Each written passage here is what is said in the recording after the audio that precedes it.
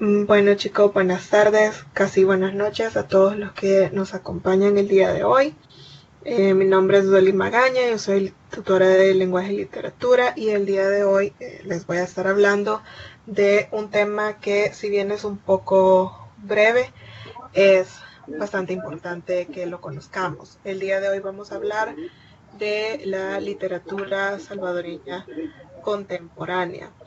Como siempre les recuerdo, tratemos todos de mantener nuestro micrófono apagado para que no nos hagamos interferencia y cualquier duda o cualquier pregunta la pueden ir dejando por el chat y al final voy a estar dándoles lectura a todas las preguntas.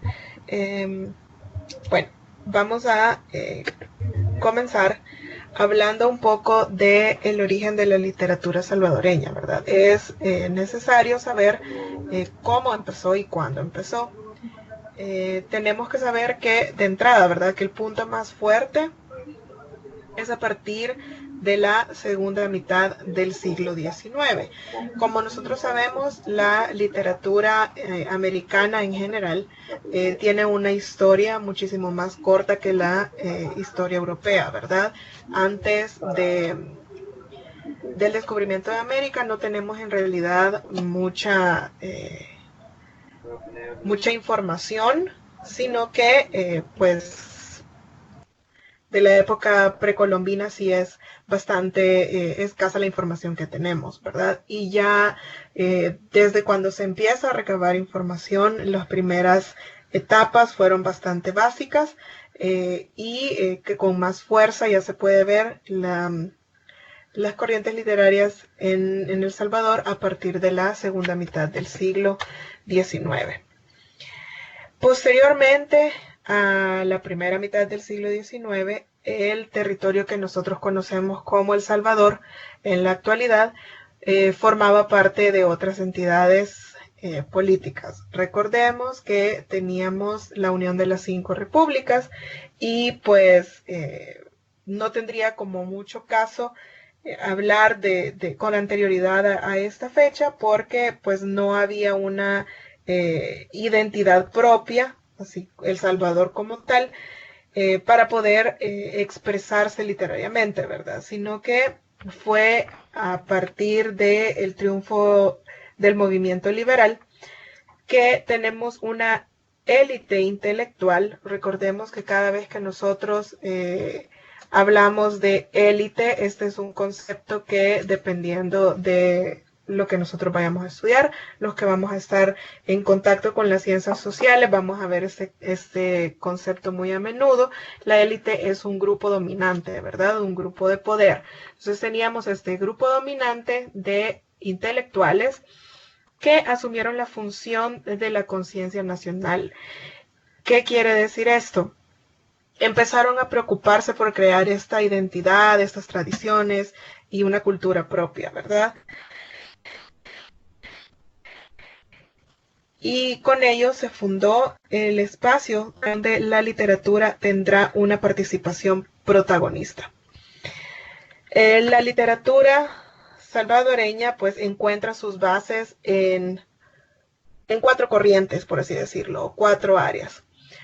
Tenemos la literatura de la colonia, tenemos la literatura religiosa, la literatura secular y la literatura de la independencia. Esas fueron como los cuatro pilares sobre los cuales se sentaron las bases de la literatura salvadoreña.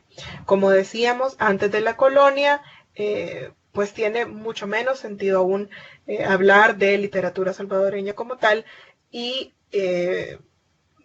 conviene más estudiarlo a partir de la segunda mitad del siglo XX, donde ya el Estado salvadoreño se había conformado como tal.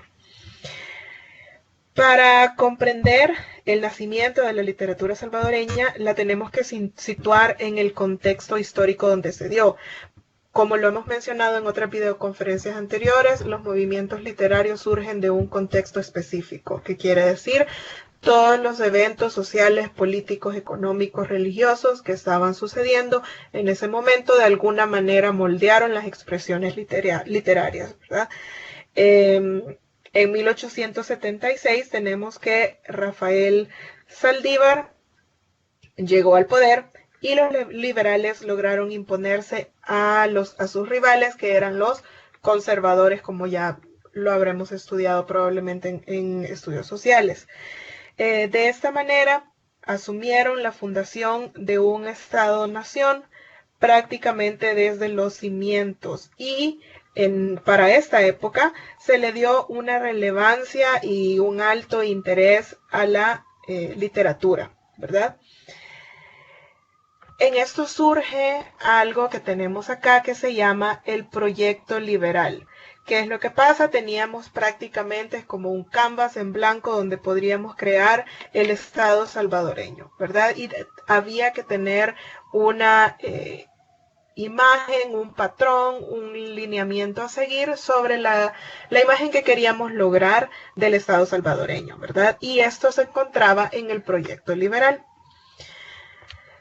Luego de realizarse una gran cantidad de reformas a la estructura del Estado, el país iba perdiendo su identidad cultural indígena. Como nosotros sabemos, en Latinoamérica, El Salvador es uno de los países con menor cultura indígena y con menor representación de los grupos indígenas, ¿verdad?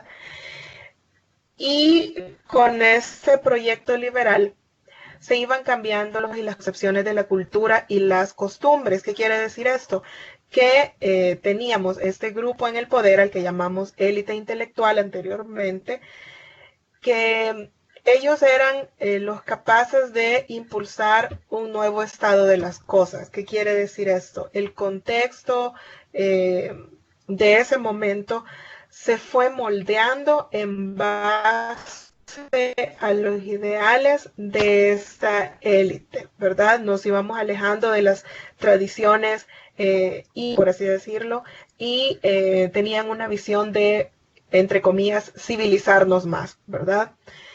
En este sentido, dándole una importancia a la formación académica, es que en 1841 se funda la Universidad del Salvador y en 1870 se creó la Biblioteca Nacional. Al principio, la Biblioteca Nacional contaba con una colección de comentarios a textos clásicos. Recordemos que por texto clásico nos vamos a referir a todos aquellos textos grecolatinos. Y esta colección había sido comprada a través de un decreto oficial a un cardenal italiano, ¿verdad? Este fue los primeros títulos literarios con los que contó la Biblioteca Nacional.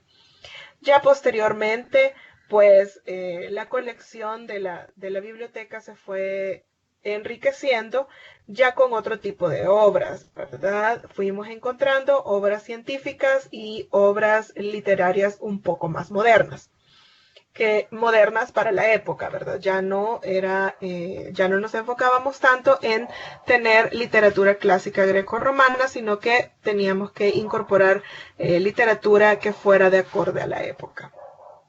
Recordemos que todo eso en el contexto de que el grupo dominante eran intelectuales, ¿verdad? Eran personas muy ilustradas, entonces teníamos en mente siempre esto de enriquecer el conocimiento, el saber científico. A finales del siglo XIX, la Biblioteca Nacional ya se encontraba bastante fortalecida y pues aquí podríamos encontrar obras de autores nacionales y además la Biblioteca Nacional contaba con una revista propia, quiere decir que era publicada, editada y producida por la misma institución.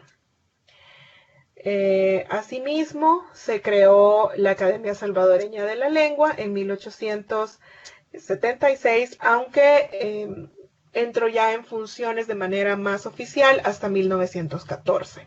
Pero si nos vamos dando cuenta, en este como espacio inicial fue donde se dio el fortalecimiento institucional de la vida cultural salvadoreña, ¿verdad? Teníamos ya ya no teníamos nuestro propio centro de estudios superiores, la Universidad de El Salvador, la primera y única universidad pública, y luego, pues para darle acompañamiento a esta creación, tenemos el surgimiento de la Biblioteca Nacional.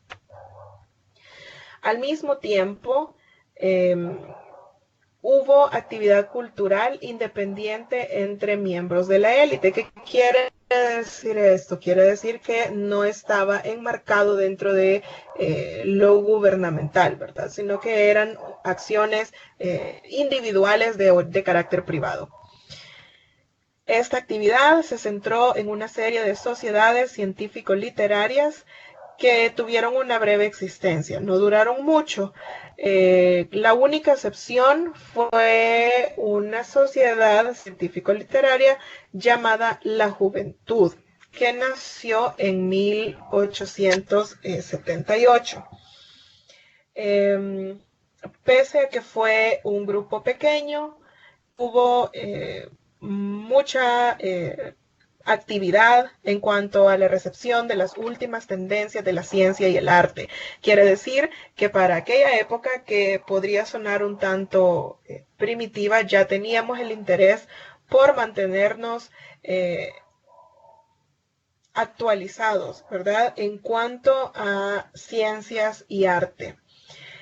Y así pues teníamos esta conformación o esta consolidación de la élite intelectual, que da la casualidad que también coincidía que eran los miembros de familias de la élite económica, ¿verdad? Entonces ya desde muy tempranas épocas vemos cómo siempre la cultura y el arte ha estado ligado con la élite económica también, ¿verdad? Esto es algo que se mantiene hasta la fecha, es como un cierto estereotipo que las actividades culturales casi siempre son enfocadas en la élite económica, cuando en realidad pues sabemos que todos los estratos sociales tenemos la capacidad de estudiarlos y disfrutar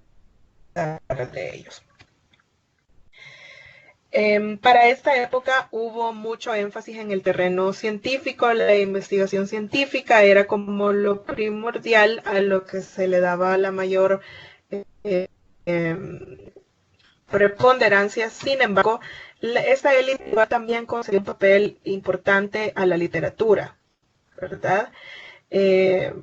Para los liberales, que era quienes estaban en el poder para esa época, era muy importante el dominio de la palabra, y pues también era muy importante estar familiarizado con lo más reciente de la literatura europea, y en particular la literatura francesa, ¿verdad? Esto pues era como un símbolo de cierta superioridad, ¿verdad? Intelectual. Y pues esta relación con el ámbito estético y con el ámbito literario, pues contribuyó a darle cierto estatus al poeta y hacer de la literatura un elemento muy importante en la legitimación del poder y del Estado salvadoreño. Esto es todo lo que corresponde en cuanto a el siglo XIX, ¿verdad? Que, como decíamos, sentó las bases con el proyecto liberal, sentó las bases de la literatura salvadoreña como la conocemos hoy. Aunque claro, más adelante vamos a ver cómo todos los cambios sociales que se vivieron también fueron transformando la literatura. Ya, como decíamos acá, para este proyecto liberal era necesario que se formara este grupo dominante de personas académicamente formadas, que tuvieran mucho conocimiento, y podemos dejar como uno de los eventos centrales del proyecto liberal la fundación de la Universidad de El Salvador y de la Biblioteca Nacional, que son instituciones que se conservan hasta el día de hoy y que, como todos sabemos, en especial la Universidad de El Salvador, es de gran importancia para que muchos de nosotros podamos adquirir una formación académica superior. ¿Qué pasa en el siglo XX? Ya con el siglo XX vemos más cambios en la literatura. Sin embargo, algo se mantuvo, y es que durante las primeras décadas del siglo XX siempre esta influencia del modelo modernista siguió predominando, aunque ya se empezaban a ver pues ciertas características de que se podían tomar otros rumbos en la literatura, ¿verdad? El modelo de modernización cultural de los liberales se consolidó, o al menos parece haberse consolidado, bajo el mandato del presidente Manuel Enrique Araujo, que, como nosotros sabemos, fue un periodo de gobierno bastante breve, que terminó de una manera un poco trágica con el asesinato del presidente, pero sin embargo durante su corto mandato él gozó del apoyo de los intelectuales, ¿verdad? Y él tenía cierto grado de compromiso con el fomento científico y el artístico. Hasta aquí veíamos una continuidad en cuanto a la visión cultural de país, ¿verdad? A pesar de que ya habían transcurrido los años, siempre se tenía el compromiso con crear una política de fomento científico y de fomento artístico. El presidente Araujo intentó dar una base institucional un poco más consolidada a estas sociedades de las que ya habíamos hablado, con las científico-literarias, como la Asociación Juventud, y pues se fundó una organización llamada Ateneo del Salvador. ¿Qué era esta institución? Era una asociación para el estudio de la historia y las letras nacionales. Sin embargo, como ya les decía anteriormente, pues estos intentos se vieron truncados por el atentado en el que falleció el presidente Manuel Enrique Araujo en 1913. Después de tener este gobierno comprometido con el fomento científico y artístico, tenemos a la dinastía Meléndez Quiñones, que fueron los sucesores, y pues acá ese camino hacia el progreso que se había pintado por el gobierno de Manuel Enrique Araujo se vio pues un tanto ensombrecido, porque se volvió a situaciones que ya se habían vivido en el pasado, que era pues mucho nepotismo, mucha corrupción, mucha intolerancia, y pues se empieza a realizar un perseguimiento especialmente a la clase intelectual. Luego de ser la élite, el grupo dominante, pues la clase intelectual empieza a ser perseguida. Situación que no solo se va a observar en estas décadas tempranas del siglo XX, sino que, como todos sabemos, a medida nos acercamos a los 80, pues se intensificó y en cierta manera obligó a algunos de nuestros escritores más prolíficos a vivir a tomar adelante a profundidad. Bueno, para continuar, vamos a resaltar que la literatura salvadoreña se puede clasificar en generaciones, como ya lo han visto en la literatura española, también se da en la literatura salvadoreña, ¿verdad? Los escritores están agrupados en ciertas generaciones que compartían algunas características y algunos mentales.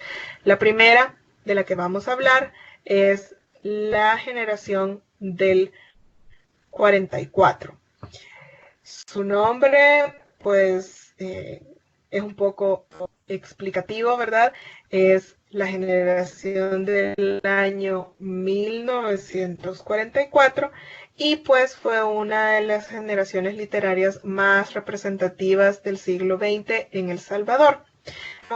Pues aparte obviamente por el año, es porque fue justamente en el 44 cuando un grupo de escritores se pronunciaron en contra de la dictadura del general Maximiliano Hernández Martínez. Como ya lo conocemos o lo habíamos estudiado en sociales, pues en esta época vivimos una dictadura militar, pues que tuvo muchos eventos sociales de los cuales quizás ensombrecen un poco la historia de nuestro país, como por ejemplo la matanza de los indígenas en el año de 1932.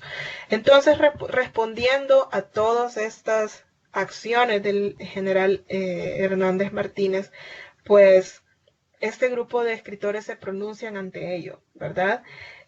Como todos sabemos, la dictadura fue duramente criticada por este grupo de escritores, cada uno desde su propio ámbito, ¿verdad? Algunos desde el ámbito literario y otros desde el ámbito periodístico, que también siempre ha tenido una función fundamental en el Estado salvadoreño. Pues de esta manera es que los escritores de la generación del 44 juegan un papel súper importante y activo en un movimiento democrático que pudo poner fin a la dictadura del general Hernández Martínez.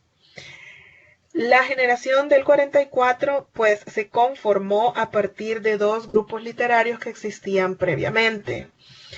Había un grupo llamado el Grupo 6, justamente porque estaba conformado por 6 escritores, y luego estaba conformado también, o se originó a partir del Comité de Escritores y Artistas Antifascistas y de Mundo Libre.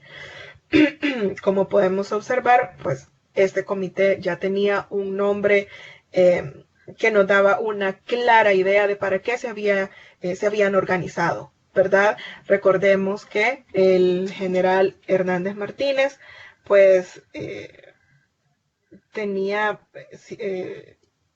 ciertos rasgos, su forma de actuar que se clasificaban como fascista, y pues entonces tenemos como una crítica el Comité de Escritores y Artistas Antifascistas y de Mundo Libre.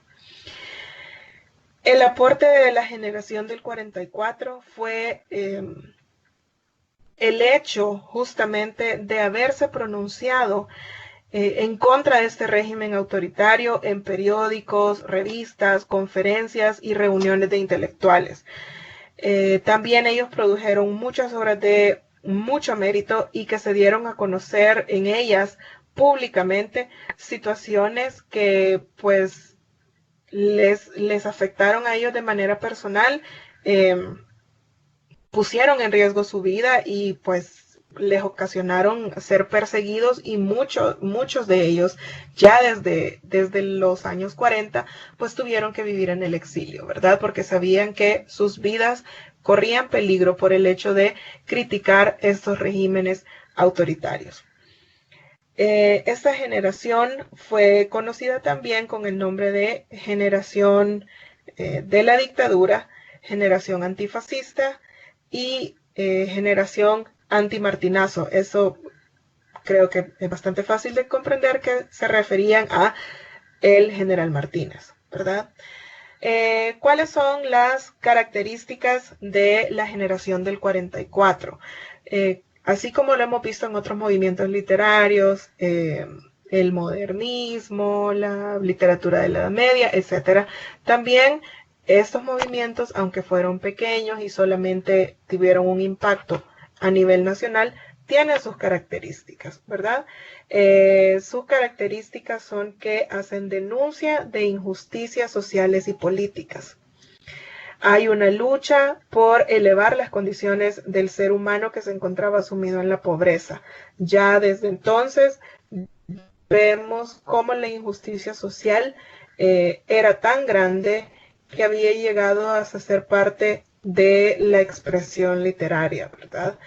También porque hubo proyectos de trabajo clasificados por autor desde cada una de sus especialidades artísticas y sus especialidades literarias. Y la última característica es que hubo una exigencia académica y una alta calidad en la producción literaria de estos autores. En la década de los 40, pues alcanzó su máximo esplendor un grupo de escritores, entre los que se encuentran algunos de los representantes que estamos viendo acá en esta diapositiva. Tenemos a Pedro Joffroy Rivas, tenemos a Hugo Lindo, José María Méndez, y pues ya desde muy tempranas épocas en la literatura salvadoreña tenemos la representación de célebres artistas femeninas, como el caso de Matilde Elena López, a quien tenemos en una de las imágenes. Luego tenemos a Julio Fausto Fernández, Osvaldo Escobar Velado, Luis Gallegos Valdés, Antonio Gamero y Ricardo Trigueros de León. Muchos de ustedes ya deben de haber escuchado estos nombres de sus clases de lenguaje y literatura, probablemente ya deben de haber leído alguna de estas obras, ¿verdad? De los artistas de la generación del 44. Vamos a enfocarnos ahora en los aportes de Pedro Joffroy Rivas. El señor Rivas produjo una obra lírica marcada por las vanguardias, y además él pues tuvo un importante papel en cuanto a rescatar las tradiciones indígenas y de la lengua popular. Como nosotros sabemos, una de las características de la dictadura militar de Maximiliano Hernández Martínez es que hubo este intento de borrar por completo cualquier conexión con nuestras raíces indígenas, ¿verdad? A las personas se les prohibió hablar el náhuatl, usar sus vestimentas tradicionales indígenas, sus rituales tradicionales indígenas también fueron prohibidos, fueron perseguidos, muchísimos de ellos fueron asesinados, y pues al mismo tiempo esta especie de limpieza étnica no fue solamente en contra de los grupos indígenas salvadoreños, sino que fue en contra de otras etnias como los judíos, los chinos, los árabes, que comúnmente han sido llamados turcos en El Salvador, y pues también los afrodescendientes, ¿verdad? Consecuencia de que por ello nuestra representación o la representación de la afrodescendencia acá es casi nula, ¿verdad? Y se nos ha hecho creer que nunca existió, pero sí existe, es solamente que desde el 32 tenemos esa tendencia a hacer una total invisibilización de nuestras raíces étnicas. Pues Pedro Joffroy Rivas tuvo una labor importante en cuanto al rescate de esas tradiciones indígenas, ¿verdad? Osvaldo Escobar Velado, por otro lado, en su poesía tiene un componente de denuncia de las injusticias sociales. José María Méndez y Hugo Lindo, por otro lado, exploraron nuevas fronteras de la narrativa. Y con esto, chicos, hasta acá terminamos con la primera generación literaria de El Salvador, que son la generación del 44. Quiero que tengamos bastante en mente que las características de la generación del 44 con la siguiente generación son bastante similares en cuanto a que siempre tenían como prioridad el componente social, la denuncia de las injusticias sociales, ¿verdad? La siguiente generación es la llamada generación comprometida. ¿verdad? Esta generación ya surge en los años 50 y de nuevo surgió porque un grupo de escritores salvadoreños sintetizó lo que más adelante llegó a ser uno de los grupos artístico-intelectuales más importantes de la historia de nuestro país. ¿Qué quiere decir esto? Generación comprometida. Aquí encontramos como a esta élite literaria, ¿verdad? A los mejores representantes de la literatura salvadoreña.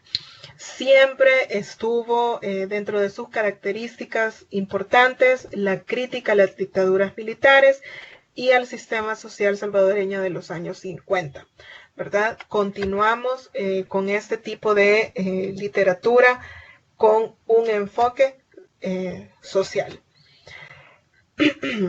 El término de generación comprometida pues presentaba una serie de inconvenientes y una serie de diversos modos de entender la historia literaria nacional.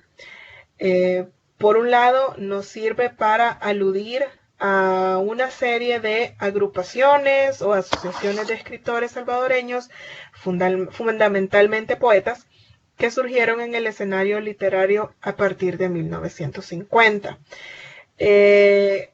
Lo mismo que con la generación del 44, tuvo sus orígenes en otras asociaciones literarias. La primera de ellas fue el llamado Cenáculo de Iniciación Literaria.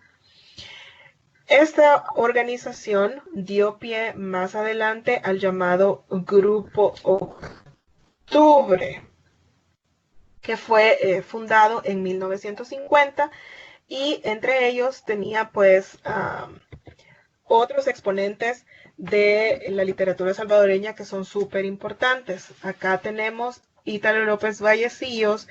Él es súper importante en cuanto a que fue uno de los primeros escritores que se empezó a organizar para la creación de esta generación. Tenemos también a Orlando Fresedo, Waldo Chávez Velasco. Nuevamente tenemos la inclusión de una mujer en esta generación, Irma Lanzas, Eugenio Martínez Orantes, Álvaro Menéndez Leal, otra figura súper importante de la literatura salvadoreña.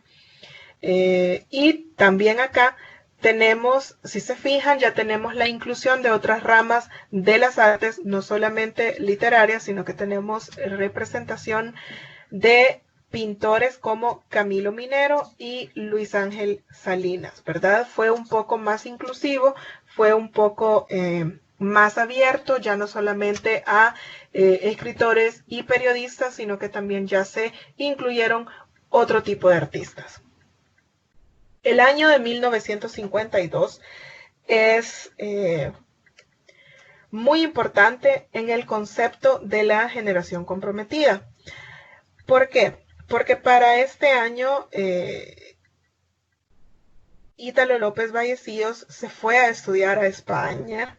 Esto nos dice que cada año son más las personas que asumen el reto de tener cierta relevancia artística en un mundo que cambia con rapidez. Si se fijan, todo esto de la experiencia de la guerra, haber pasado por gobiernos de dictaduras militares, y luego tenemos otros componentes sociales como la migración, especialmente a Estados Unidos. Nosotros sabemos que en los finales de los 90, pues tuvieron como una característica principal esta migración masiva que actualmente todavía podemos ver hacia los Estados Unidos principalmente. Y pues nosotros sabemos que el contexto de la vida urbana en El Salvador y de la cultura mediática nos proveen nuevos datos y nueva información que puede ser utilizada por los escritores. En el contexto político actual tenemos muchos escritores no necesariamente de obras literarias, pero sí tenemos mucho pensamiento crítico, editorial, el periodismo, que también atraviesa por un momento bastante difícil en este actual gobierno, pues todos estos factores enriquecen de cierta manera la literatura salvadoreña. Con estos, pues vamos a ir dando por cierre, y solo para comentarles así de manera rapidita algunos de los autores que han consolidado su carrera en la época de posguerra, pues tenemos Miguel Hueso Mixco, Roger Lindo, Alfredo Ernesto Espino y Carlos Santos. Y en la narrativa tenemos a Horacio Castellanos Moya. Ellos, entre otros, ¿verdad? Cabe hacer la aclaración de que tanto en la generación del 44, generación comprometida, y las generaciones posteriores, no únicamente los nombres que están vertidos acá son los únicos, hay muchos más. Sin embargo, he tratado de traerles a ustedes los autores más relevantes. Con esto le doy cierre a la videoconferencia del día de hoy. Muchísimas gracias por su participación. Suerte a quienes van a realizar su prueba el día de mañana. Muchísimos éxitos, y ahorita voy a dejar de compartir para poder leer si tienen alguna consulta a través del chat, chicos. Y si no, pues de igual manera les agradezco mucho por haberme acompañado este día.